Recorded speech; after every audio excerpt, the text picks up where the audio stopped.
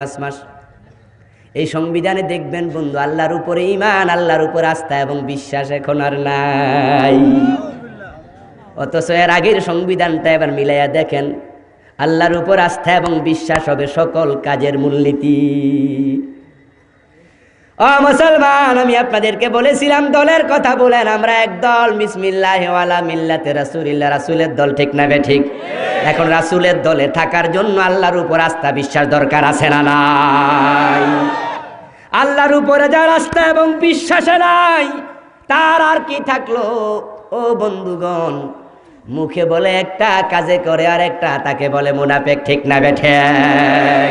শয়তান আল্লাহকে বলেছে, ওয়া ইজ্জাতিকা ইয়া রাব্বি লা উব্বি ইবাদাকা মা দামাত আরওয়াহুম ফি আজসাদিহিম, ক্বালা তাআলা ওয়া ইজ্জাতি ওয়া জালালি ওয়া ইরতিফা'i মাকানি লা আযালু আগফিরু লাহুম মাস্তাগফিরুনি। শয়তান বলে, খোদা আপনার ইজ্জতের কসম করে বলি, এই মানুষগুলার ডান দিক থেকে, বাম দিক থেকে, সামনে থেকে, পিছন থেকে আমি আক্রমণ করতে থাকবো যতদিন তাদের দেহের ভিতরে প্রাণ থাকে। আক্রমণ করে করে আমি জাহান্নামী বানায়া ছেড়ে দেব। আমার আল্লাহ তাৎক্ষণিকভাবে বললেন, ও শয়তান, তুই কসম করেছস একটা, আমি আল্লাহ কসম করলাম 3টা। সুবহানাল্লাহ বলেন।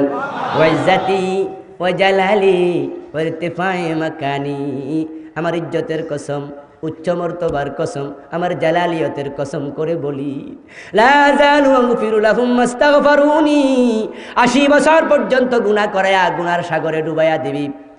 ওই ডুবন্ত অবস্থায় যদি একটাবার তওবা করতে পারে, টানতে টানতে জাহান্নামের কাছে নিয়ে যাবি। ওই জাহান্নামের কাছে দাঁড়ায়ও যদি আমার বান্দা তওবা করতে পারে, তাহলে মুহূর্তের ভিতর আমি তার জীবনের সব গুনাহ মাফ করে দেব। মুসলমান হয় না, এজন্য মুনাফিকের রূপ যদি থাকেন, তাহলে আপনি এখনই তওবা করতে পারেন। সিদ্ধান্ত নেন, কাজে এবং কথার মাঝে আর গরমিল করবেন না। দ্বিতীয় নাম্বার রোগ, মুনাফিকরা হয় দ্বিমুখী, তাদের জিহ্বা থাকে দুই দিকে। ইযা লাকুল্লাযীনা আমানু ক্বালু আমান্না ওয়া ইযা খালাউ ইলা শায়াতিনিহিম ক্বালু ইন্না মাআকুম ইন্নামা নাহনু মুস্তাহজিউন। কোরআন শরীফ আছে না নাই? আমি বলেছি বন্ধু, কোরআন থেকে বলা হবে। আমার আল্লাহ বলেন, তারাই তো মুনাফিক, ফি কুলুবিহিম মারাদুন ফাযাদাহুমুল্লাহু মারাদা, তাদের অন্তরে রোগ আছে, মুনাফিকের রোগ। ওই লোকগুলার রোগ আল্লাহ আরো বাড়ায়া দেয়, কারণ তারা ভালো হতে চায় না, তাই আল্লাহও বাড়ায়া দেন। তারা হয় দ্বিমুখী, যখন মুমিনদের কাছে যায় তখন তারা বলে আমি তোমাদের সাথে আছি, যখন শয়তানের কাছে যায়, কাফেরদের সাথে যায়, কয় তোমাদের সাথেও আছি।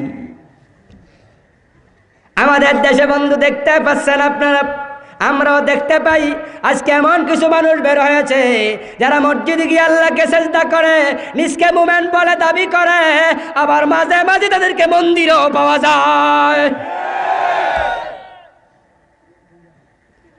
যারা মসজিদে যাবে তারা মসজিদে থাকবে, থাকলে তুমি মুমিন, মন্দিরে থাকলে তুমি মুশরিক। কিন্তু মাঝে মাঝে এখানেও, মাঝে মাঝে ওখানে লা ইলাহা উলা ওয়ালা ইলাহা উলা। আমার আল্লাহ বলেন, এখানেও নাই ওখানেও নাই, মুযাবযাবিনা বাইনা যালিকা, দুইটার মাঝখানে দৌড়ে দৌড়িতে আছে, বরং তারা সুবিধাবাদী। এই জন্য দেখবেন বন্ধু, মুসলমানদের কাছে এসে আল্লাহর পক্ষে কথা বলছে, আবার চান্স পাইলে মন্দিরে গিয়া দুর্গাকে মা মা বলে গলা শুকায়া ফেলতেছে। এটা যারা করবে তাদের ভিতরে সুস্পষ্ট মুনাফিকি পাওয়া যাবে, ঠিক না বে ঠিক? কারণ আপনি মুসলমান, আপনার জায়গা মসজিদ, মন্দির আপনার জায়গা না। হ্যাঁ, যারা হিন্দু আছে তাদের মন্দিরে তারা যেন নির্বিঘ্নে তাদের দেবতার পূজা করবে, তাদের গান তারা বাজাবে, তাদের ঢোল তারা বাজাবে, সেখানে গিয়ে কোনো রকমের হামলা করা যাবে না। নিরাপত্তা নিশ্চিত করবেন, সেটা ভিন্ন কথা, কিন্তু নিজে গিয়া তাদের সাথে তাল মিলাইয়া দুর্গাকে মা বলার সুযোগ মুসলমানের নাই, ঠিক কিনা? ওইটা করা যাবে না, ওই সুযোগ নাই। দ্বিমুখী হওয়া যাবে না, একমুখী হওয়া লাগবে। বন্ধু, নেতাদের চরিত্র দেখলে আমরা অবাক হই, সব নেতা একরকম না, কিছু কিছু নেতা আছে দেখবেন বন্ধু, মাহফিলে যখন দাওয়াত দেন স্টেজে আইসা প্রশংসায় পঞ্চমুখ। হ্যাঁ, মাহফিল কমিটির ভাইয়ারা, আপনারা বিশাল মাহফিলের আয়োজন করেছেন, আমাকে এখানে চিফ গেস্ট বানিয়েছেন, এজন্য আপনাদেরকে ওয়েলকাম, সাধুবাদ, ধন্যবাদ। ইসলাম ধরে রাখা লাগবে, ইসলামের জন্য কি করা দরকার ডাকবেন, আমি সাথে আছি। 20,000 টাকা দিয়া গেলাম, আপনারা কোন যে মারহাবা। নেতা ইসলাম ধরে রাখার জন্য 20,000 টাকা দিয়া মারহাবা কুরাইয়া নিল। 3 দিন পরে মমতাজ বেগমের নাচের অনুষ্ঠান, যাত্রার প্যান্ডেল আবার তিনি হাজির, ঠিক না বেঠে?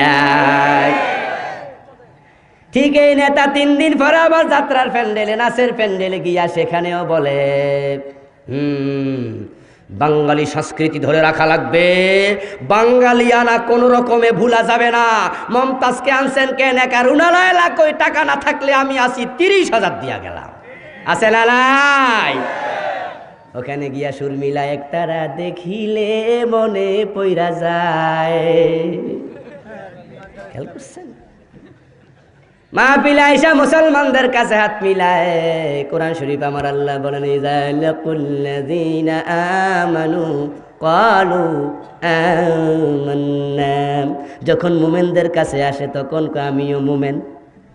ওয়া ইযা খালাউ ইলা শায়াতিনিহিম, যখন শয়তানের কাছে যায় ক্বালু ইন্না মাআকুম, সেখানে যায় আমি তোমাদের সাথে আছি। এমন নেতা ফাতি নেতা আছে না নাই? এগুলা কি মুমিন না মুনাফিক? ওদের সাথে মুমিনের সম্পর্ক থাকবে না, ওদের পিছনে আপনি চলতে পারবেন না। যদি চলেন সরে সরে মাসতুত ভাই। মনে রাখেন লূত আলাইহিস সালামের বউয়ের কথা। মুসলমান ভাইয়েরা, দ্বিমুখী আচরণ পরিহার করে একমুখী আচরণ করুন বন্ধুগণ। 3 নাম্বার ব্যাপার, যারা মুনাফিক তারা বন্ধু কোরআনের আইন মানতে চায় না। বাস্তবতা শুনুন, একজন হিন্দুকে আপনি বলবেন কোরআনের সাথে তোমার সম্পর্ক কি? হিন্দু বলবে মোটেও নাই, আমার ধর্মগ্রন্থ হলো কি? বেদ, গীতা, পুরাণ, রামায়ণ, মহাভারত, মনুসংহিতা, উপনিষদ ইত্যাদি ইত্যাদি। কোরআন আমি মানি না, সম্পর্ক কোরআনের সাথে আমার নাই। খ্রিস্টানকে বলুন, সে বলবে কোরআনের সাথে আমার সম্পর্ক নাই, কোরআন মানি না, আমি মানি ইঞ্জিল, তাওরাত। ইঞ্জিল ওল্ড টেস্টামেন্ট, নিউ টেস্টামেন্ট। বৌদ্ধ বলবে আমি মানি না, আমি মানি ত্রিপিটক। ইহুদি বলবে কোরআন মানি না, আমি মানি তাওরাত। এক একজন এক একটার নাম বলবে। এখন আপনি মুসলমান, আপনাকে বললাম আপনার ধর্মগ্রন্থ কি? কয় কোরআন। কোরআনটা জীবনের সব জায়গায় মানেন তো? এখন আপনি যদি বলেন আমিও মানি না, তাহলে হিন্দুও না, বৌদ্ধও না, খ্রিস্টানও না, মুসলমানও না, আপনি মুনাফিক। ঠিক কি না? কারণ হিন্দু হইলে আপনি মানা লাগবে গীতা বা বেদ, রামায়ণ, উপনিষদ। বৌদ্ধ হলে মানা লাগবে ত্রিপিটক। খ্রিস্টান হলে মানা লাগবে বাইবেল। ইহুদি হলে মানবেন আপনি তাওরাত। মুসলমান হলে মানবেন কোরআন। তা আপনি কোন ওইগুলোও মানি না, এটাও মানি না, মানি ওখানেও আছেন এখানেও আছেন, মাঝামাঝি। সুবিধাবাদ জিন্দাবাদে মুমিন হওয়া যাবে না। এই জন্য ভাইয়ারা আমার, কোরআনের আইন মানতে রাজি যারা নাই, এমন লোক কিন্তু নতুন না। এটা 1400 বছর আগে রাসূলের জামানায়ও ছিল। ঠিক একই ক্রাইটেরিয়া বর্তমান বাংলাদেশেও আছে না নাই? কোরআনের আইনের কথা শুনলে রাজনীতির গন্ধ খোঁজে, ঠিক কিনা? ও ভাইয়েরা আমার, নামাজ পড়ো এই কথা কে বলেছেন? জোরে বলা লাগবে, জোরে বলুন কে বলেছেন? নামাজ পড়ো কে বলেছেন? চোরের হাত কাটো এটা কে বলেছেন? দুইটা মানছেন তো? রোজা রাখো কে বলেছেন? ডাকাত ফাঁসি দাও কে বলেছেন? মানছেন তো? হজ করো বলেছেন আল্লাহ, জেনা করলে পাথর মারো বলেছেন আল্লাহ, মানছেন তো? টুপি মাথায় দেয়া সুন্নাত, ডান পাশে গাড়ি চালানো সুন্নাত, ঠিক না বে ঠিক? টুপি তো সবাই মাথায় দিলেন, গাড়ি চালাইছেন কয়দিন? أفتؤمنون ببعض الكتاب وتكفرون ببعض فما جزاء من يفعل ذلك منكم إلا خزي في الحياة الدنيا ويوم القيامة يردون إلى আশাদ্দিল আযাব। আমার আল্লাহ বলেন কাফেররা জাহান্নামী, মুনাফিকরা জাহান্নামী। এখন তোমরা যারা কোরআনের কিছু মানো না, তারাও জাহান্নামী। এজন্য কোরআনের আইন মানা লাগবে। রাসূলুল্লাহ সাল্লাল্লাহু আলাইহি সাল্লামের জামানায় একদল লোক ছিল, ওদের ব্যাপারে আল্লাহ তাআলা সূরা আন-নূরের 48 নম্বর আয়াতে বলেন ওয়া ইয়াকুলুনা আমান্না বিল্লাহি ওয়া বির রাসূলি সুম্মা ইয়াতাওয়াল্লা ফারীকুম মিনহুম মিন বা'দি যালিক ওয়া মা উলাইকা বিল মুমিনিন। হে নবী, মানুষের মাঝে এমন কিছু লোক আছে যারা বলবে আমি আল্লাহকে বিশ্বাস করি, রাসূলকেও বিশ্বাস করি। এটা বলার পরে তাদেরকে যখন বলা হবে আসো আল্লাহকে বিশ্বাস করলে, বলেন তো আল্লাহকে বিশ্বাস করলে কোরআন মানা লাগবে কিনা? রাসূলকে বিশ্বাস করলে হাদিস মানা লাগবে কিনা? এই লোকগুলাকে যখন বলা হবে আসো এবার ইলাল্লাহি ওয়া রাসূলিহি লিয়াহকুমা বাইনাহুম, এখন এই কোরআন এবং হাদিস দিয়ে আমরা দেশ চালাই। বলুন তো আপনার কোরআন দেশ চালানোর ক্ষমতা কোরআনের আছে না নাই? রাষ্ট্র চালানোর ক্ষমতা আছে না নাই? সমাজ চালানোর ক্ষমতা আছে না নাই? আমার কোরআন শুধুমাত্র সমাজ না, শুধুমাত্র গ্রাম না, ইউনিয়ন না, উপজেলা না, দেশ না, আমার কোরআন তামাম দুনিয়া চালানোর ক্ষমতা কোরআনের আছে না নাই? যখন বলা হবে আসো আমরা কোরআন দিয়ে লিয়াহকুমা বাইনাহুম, আমরা কোরআন দিয়ে হুকুম করব। হুকুম মানে কি? আইন। হুকুম মানে কি? হুকুম মানে আইন না, আদেশ, আইন। সরকার হুকুম করেছে বিকাল 5টা থেকে রাত 9টা পর্যন্ত সিএনজি স্টেশনে গ্যাস দেয়া নিষেধ। এখন সরকারের হুকুম মানতে বাধ্য, ঠিক না বেঠা? আপনি বিএনপি করেন আর জাতীয় পার্টি করেন, সরকার যে দলেরই হোক তিনি সরকার মানা লাগবে। এখন বলুন তো বন্ধু, এই জমিনটার মালিক কে? চুপ করে থাকবেন না, জোরে বলেন। আকাশ কার? আমরা কার? তাহলে আইনটা মানব কার? আল্লাহর আইন যদি বন্ধু মানেন তাহলে আপনি নামাজ পড়তে রাজি হলেন, কিন্তু নামাজের টাইমে আজান যখন হয় দোকান বন্ধ করেন না কেন? কোরআন শরীফে তো দুইটাই আছে না নাই? আমার আল্লাহ বলেছেন আকিমুস সালাতা ওয়া আতুজ যাকাতা ওয়ারকাউ মা'র রাকিঈন, নামাজ কায়েম করো। এখন নামাজ কায়েম মানে কি বন্ধু? নামাজ পড়া এবং নামাজ কায়েম করা কিন্তু এক কথা। কোরআন শরীফে নামাজ পড়ার কথা আছে একবার, ফাসাল্লি লিরাব্বিকা ওয়ানহার, তোমার প্রভুর জন্য নামাজ পড়ো। আর নামাজ কায়েমের কথা আছে 82 বার। কায়েম এবং পড়ার মাঝে বন্ধু পার্থক্য আছে। পড়া মানে হলো কেউ পড়বে কেউ পড়বে না, অসুবিধা নাই, আপনি পড়েছেন হয়েছে, উনার পড়া নাই উনারটা হয় নাই। কিন্তু কায়েম হলো বন্ধু সবাই মিলে যাহা করে, আর সেটা করার জন্য ক্রাইটেরিয়া কি হবে?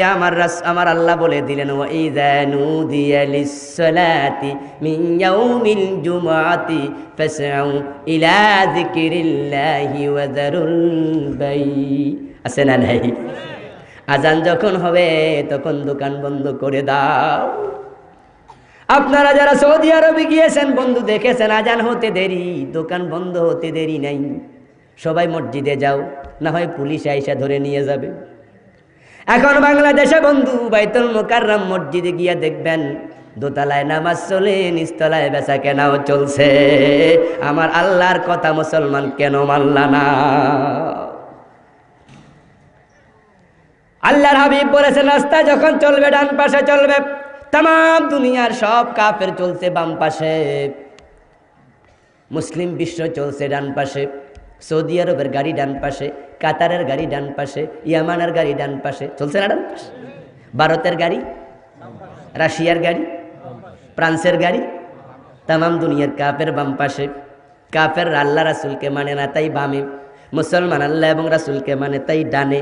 এখন 90% মুসলমানের বাংলার ভাইয়েরা আপনাদেরকে মাঝখানে রেখে প্রশ্ন করতে চাই, আপনারা আপনাদের জীবনটা মুসলমানদের সাথে মিলাইয়া চালাইলেন নাকি কাফের সাথে মিলাইলেন?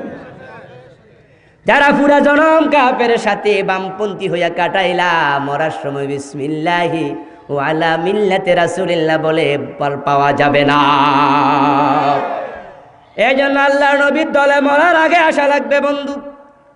যারা আল্লাহর আইন মানতে রাজি হয় না, তারা আল্লাহর দ্বীনের সাথে বড় মাপের গাদ্দারি করে। এই জাতীয় মুনাফিকের কারণে বন্ধু ইসলাম আজকে ক্ষতিগ্রস্ত, ইসলাম আজকে প্রতিষ্ঠিত নাই। কারণ এই দেশের হিন্দু আর কয়জন, বৌদ্ধ আর কয়জন, খ্রিস্টান কয়জন? 90% মুসলমান। তার মাঝে যদি 51% মুসলমান কোরআনের আইনের পক্ষে থাকতো, বাংলার জমিনে কোরআনের আলোকে দেশ চলত। আমার কোরআনের আলোকে দেশ চালানো এটা বাধ্যতামূলক ফরজ। আল্লাহ তাআলা কোরআনের আলোকে দেশ চালানোর জন্যই, সমাজ চালানোর জন্যই, ব্যক্তি চালানোর জন্যই কোরআন নাজিল করেছেন। শুধুমাত্র তেলাওয়াত করে করে সুমু খাওয়ার জন্য কোরআন নাজিল করেন নাই। আপনারা সবাই জানেন বন্ধু, আপনাদের এই কাপাসিয়া থানা, এই থানাতে মদ আছে না নাই? মদ আছে না নাই?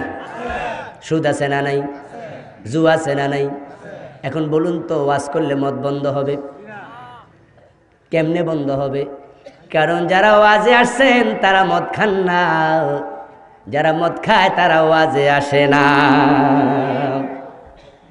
মিছিল করলে মদ বন্ধ হবে না, ওয়াজ করলে মদ বন্ধ হবে না। মদ বন্ধ হওয়ার জন্য কোরআনের আইন দরকার। আপনাদের কাপাসিয়া বাস স্ট্যান্ডে যারা বন্ধু রাত্রিবেলায় ফেন্সিডিল খাচ্ছে, ওদেরকে ধরে যদি আল্লাহর আইনের আলোকে 80 বেত লাগাইয়া দেয়া যেত, যারে 80 বেত লাগাইতেন পুরা জনমে আর ফেন্সিডিল খাইতো না। ফেন্সিডিল হাতে নিলেই ঠান্ডা পানি খাওয়া লাগতো, মনে পড়ে যাইতো 80 বেতের কথা। এখন বন্ধু কে কাকে বেত দেবে, এটা তো ক্ষমতার ব্যাপার। তাই তো রাসূলুল্লাহ আলাইহিস সালামকে আমার আল্লাহ বলেন, ওয়া ইযা ক্বিলা লাহুম তাআলাউ ইলা মা আনজালাল্লাহু ওয়া ইলার রাসূল রাআইতাল মুনাফিকিনা ইয়াসুদ্দুনা আনকা সুদুদা। হ্যাঁ নবী, আপনার উম্মতের মাঝে কিছু লোক থাকবে মুনাফিক। ওই মুনাফিকগুলাকে আপনি যখন বলবেন আসো কোরআনের দিকে, আসো হাদিসের দিকে, কোরআন দিয়া সমাজ চালাই, কোরআন দিয়া দেশ চালাই, তখন তারা বলবে এত ঝামেলায় আমি নাই। এমন লোক আছে না নাই? ও বন্ধু, আপনারা বলুন তো, এত দামি কোরআন এটা শুধুমাত্র মসজিদের ভিতরে থাকবে, বঙ্গভবনে যাওয়া দরকার আছে না নাই? এই কোরআন সচিবালয়ে যাওয়া দরকার আছে না নাই? সংসদ ভবনে যাওয়া দরকার আছে না নাই? ডিসি অফিসে যাওয়া দরকার আছে না নাই? টিউন অফিসে যাওয়া দরকার আছে না নাই? কোরআন যদি আজকে থাকতো সংসদ ভবনে বন্ধু, তাহলে ঘরে ঘরে বড় বড় আলেম পাওয়া যেত। কেমনে পাওয়া যেত শোনেন। হাই স্কুলে ক্লাস 8-এ পড়ে, তামাম বাংলাতে খুঁজলেও একজন স্টুডেন্ট পাবেন না যে দেখে দেখে বাংলা পড়তে পারে না, ইংরেজি পড়তে পারে না, যোগ বিয়োগের অঙ্ক জানে না। সব স্টুডেন্ট ইংরেজিও পড়তে পারে, বাংলাও পড়তে পারে, অঙ্ক জানে, বিজ্ঞানও জানে, ভূগোলও জানে, ইতিহাসও জানে, আপনার electric, math, algebra, physics, chemistry, রসায়ন, যা দরকার সবাই শিখতেছে। কিন্তু MA পাস, BA পাস হাজার হাজার মুসলমানের সন্তান কোরআনটাই দেখে দেখে পড়তে পারে না। আছে না নাই? ইংরেজি শিখা কি ফরজ না মুবাহ? অঙ্ক শিখা ফরজ না মুবাহ? মুবাহ বোঝেন তো, নফলও না। অর্থাৎ যেটা শিখলেও সওয়াব নাই, না শিখলেও গুনাহ নাই। এটা কোনো প্রয়োজন নাই বন্ধু। হ্যাঁ, যদি আপনি শিখেন দুনিয়াতে কিছু কাজে আসবে, এটাই শেষ। যেখানে ইংরেজি শিখা মুবাহ সেটা বাধ্যতামূলক শিখো, অঙ্ক শিখা মুবাহ বাধ্যতামূলক শিখো, ইতিহাস শিখা মুবাহ বাধ্যতামূলক শিখো। আর যে কোরআন শিখা ফরজ, সেই কোরআনের খবর নাই। আমরা তো ওয়াজ করতেছি, কোরআন পড়ো, কয়জন পড়লেন বন্ধু? এই ওয়াজের দরকার ছিল না। যদি আজকে সংসদ ভবনে কোরআন থাকতো আর সেখানে শিক্ষামন্ত্রী বলতেন স্কুল কলেজ মাদ্রাসা সব জায়গাতে 100 নাম্বার কোরআন 100 নাম্বার হাদিস অঙ্ক বাংলার মতো বাধ্যতামূলক করে দাও। যদি আমাদের স্কুলগুলাতে কলেজগুলাতে ইউনিভার্সিটিগুলাতে 100 নাম্বার কোরআন থাকতো 100 নাম্বার হাদিস থাকতো তাহলে বাংলাদেশের প্রতিটা ঘরে ঘরে আপনার সন্তান মেডিকেলে পড়ে ডাক্তার হতো, সাথে সাথে কোরআনের আলেম হতো, ইঞ্জিনিয়ারিং পড়ে ইঞ্জিনিয়ার হতো, সাথে সাথে কোরআনের আলেম হতো, ইউনিভার্সিটি পড়িতে প্রফেসর হতো, সাথে সাথে কোরআনের আলেম হতো। বাংলার ঘরে ঘরে কোরআনের বড় বড় আলেম পাওয়া যেত। মুসলমান ভাইয়েরা, এই জন্য কোরআনের পক্ষে থাকবেন। যারা মুনাফিক তারা কোরআনের আইনের বিরোধিতা করে। ও বন্ধু, যেই সমাজে কোরআনের আইন থাকে না সেই সমাজে কোরআনের আইনের জায়গায় শয়তানের আইন প্রতিষ্ঠিত হয়ে যায়। আরেকটি ব্যাপার হলো বন্ধু, মুনাফিকরা ভালো মানুষদেরকে দেখলে টিটকারি দেয়। কি করে? চোখ টিপ দেয়, আস্তে করে দেখলে কয়া দে রাজাকার যাইতেছে রে। দাড়ি রাখছে বন্ধু, কোনোদিন মাদ্রাসায় পড়ে নাই, দাড়ি রাখছে শুধু। ফার্ম গেটে আমার মাদ্রাসার সামনে হোটেল বয়, তার কলিগরা তাকে ডাকে ও মোল্লা, ও মোল্লা এদিকে। আমি তাকে আস্তে করে ডেকে বললাম, তোমারে মোল্লা বলে কেন? মাদ্রাসায় পড়ছো নাকি? মৌলবী বলা দরকার। সে জায়গায় হয়তো একটু তিরস্কার করে মোল্লা কইতাস। আমি ভাবছি হয়তো মাদ্রাসায় পড়ছে 2-4 ক্লাস। আস্তে করে ডেকে জিজ্ঞাসা করলাম, মাদ্রাসায় পড়ছো নাকি? তখন বলে, না হুজুর। মোল্লা কয় কেন? দাড়ি রাখছি তাই। ও ভাইরা আমার, মুখে দাড়ি দেখলে তিরস্কার করে, মাথায় টুপি দেখলে জঙ্গি মনে করে, পাঞ্জাবি গায়ে দিলে আলবাদার রাজাকার বলে। ঠিক না বেঠা? যারা আলেমদেরকে দেখলে তোমার তিরস্কার লাগে, অ্যালার্জির চুলকানির মতো চুলকানি উঠে যায়। বন্ধু ভালো করে শোনো, মুমিনের তালিকায় তোমার নাম থাকবে না, মুনাফিকের তালিকায় চলে যাবে। কারণ দাড়িওয়ালা টুপিওয়ালা বন্ধু, এই মানুষগুলো দেখতে রাসূলের মতো। রাসূলুল্লাহ আলাইহিস সালামের দাড়ি আছে না নাই? আল্লাহর হাবিবের টুপি আছে না নাই? আল্লাহর হাবিবের পাঞ্জাবি আছে না নাই? তাহলে দাড়িওয়ালা টুপিওয়ালা আলেম এবং রাসূল তো এক কাতারের। ওনাকে দেখতে তো সারের মতো লাগবে না, আলেমের মতোই লাগবে। কবরে যখন তোমাকে 3 নাম্বার প্রশ্ন করা হবে, ইমানের মান ওমান ওমান হাজার রাজুল আল্লাযী বুইসা ফীকুম, প্রশ্ন করা হবে ওমান নবিয়ুকা, তোমার নবীকে তুমি সামনে দেখবে।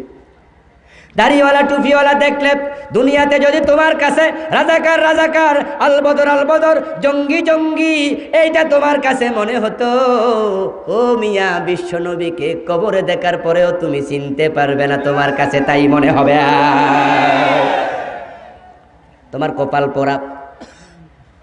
আর আল্লাহর হাবিবকে দেখে পরিচিত হতে চাও, 3 নম্বর প্রশ্নের জবাব দিতে যদি চাও, তাহলে এমনভাবে জীবন গঠন করো, আলেম দেখলে মহব্বত যেন জাগে, বুকে জড়াইয়া ধরতে মন চায়, তাকে দেখলে মনে আপ্লুত আসে, মনটা নরম হয়ে যায়।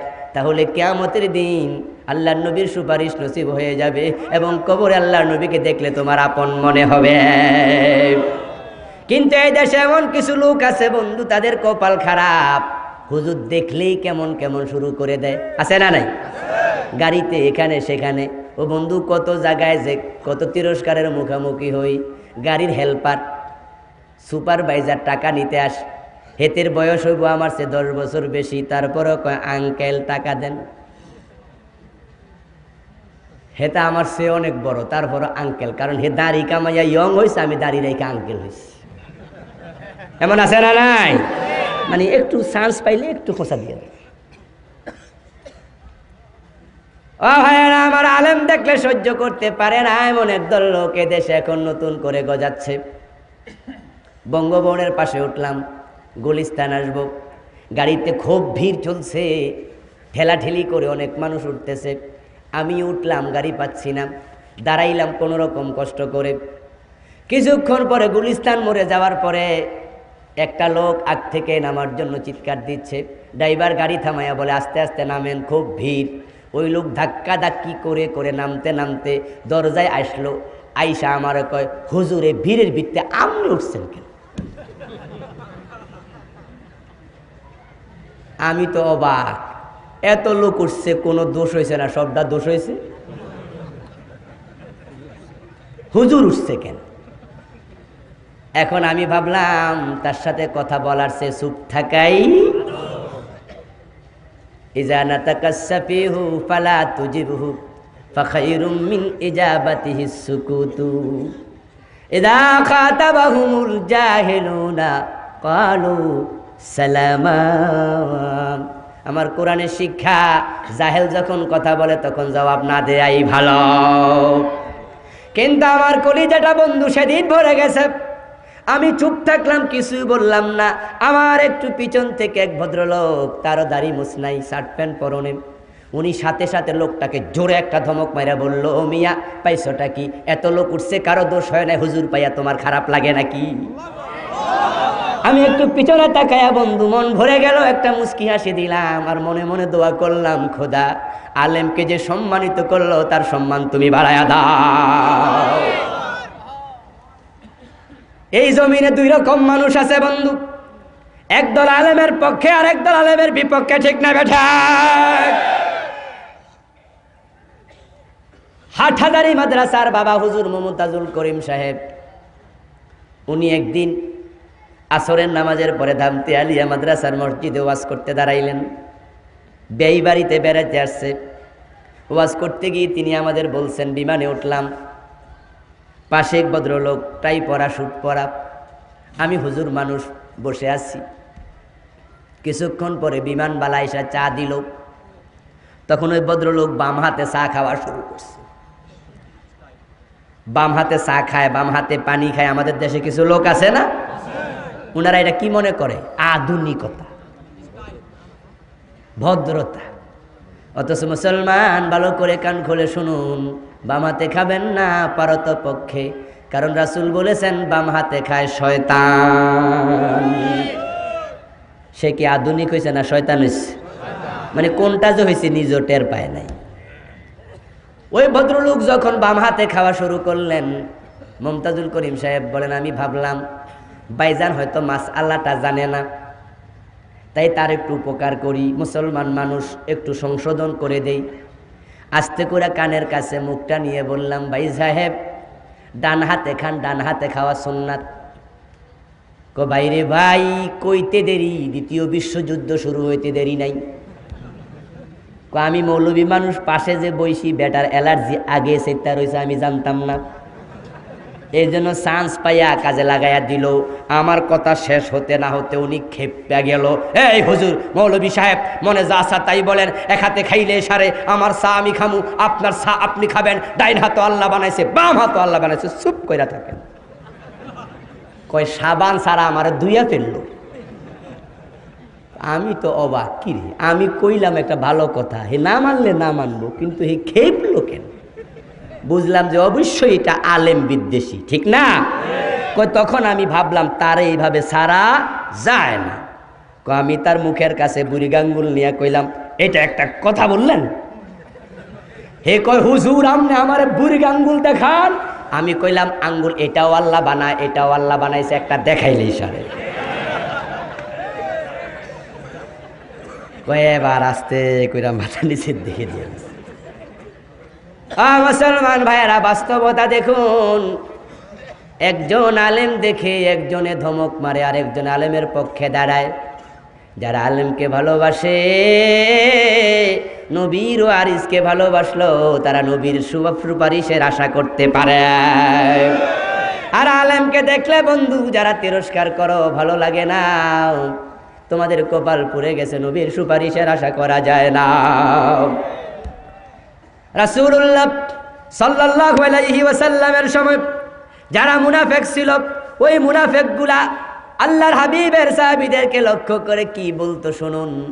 তারা যা বলতো আল্লাহ সেটা কোরআন শরীফে বলে দিলেন, ইয ইয়াকুলুল মুনাফিকুনা ওয়াল্লাযীনা ফী কুলুবিহিম মারাদ গাররা হাউলাই দীনুহুম। মুনাফিকরা বলতো, কথায় কথায় নবীর কথা বলো, রাসূল যা বলে তা মানার জন্য দৌড় মারো, রাসূলের পিছনে পিছনে চলো। কেন? এত দরকার কি? আমরাও তো মোমেন, আমরা কি এত করি?